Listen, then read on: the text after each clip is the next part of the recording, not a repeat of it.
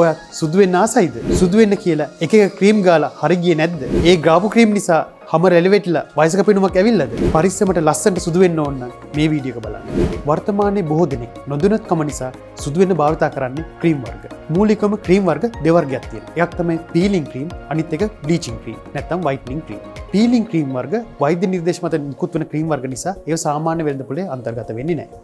වර්තමානයේ වෙළඳපොලේ තියෙන ඔක්කොම වගේ ක්‍රීම් වර්ග බ්ලීචිං ක්‍රීම් වර්ග. බ්ලීචිං ක්‍රීම් කියන නම යටතේ නොවුනත් whitening cream, night cream, lightening cream කියලා සඳහන් වන්නේ බ්ලීචිං ක්‍රීම්ම තමයි. ලේබලේ මොනව අන්තර්ගත වුණත් පීලිං ඉෆෙක්ට් එකකින් නැතුව සුදු වෙනව නම් ක්‍රීම් එක ආලේප කළා ඒක අනිවාර්යයෙන්ම බ්ලීචිං අන්තර්ගත වෙන්නම ඕනේ. හැදුණු මෙලනින් ඉවත් කිරීමේ හැකියාව සාමාන්‍ය ක්‍රීම් එකකට අන්තර්ගත වෙන්නේ නැති නිසා. මෙවැනි ක්‍රීම් නිසා తాවකාලික ඔබේ සම සුදු මැලි වුණත් මෙමගින් වන හානිය අතිශාලයි.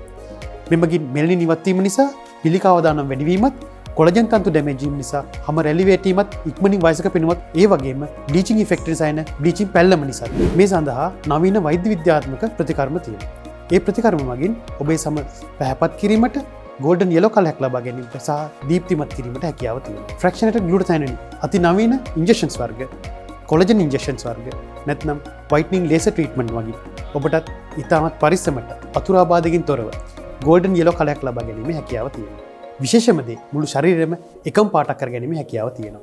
මේ ආකාරයට ඉතා පරිස්සමට අතුරාබාධකින් තොරව රන්වන් පාටක් ගන්න අවශ්‍ය නම් ඔබත් බියුටි මෙඩිකේ ආයතනයට පැමිණෙන්න.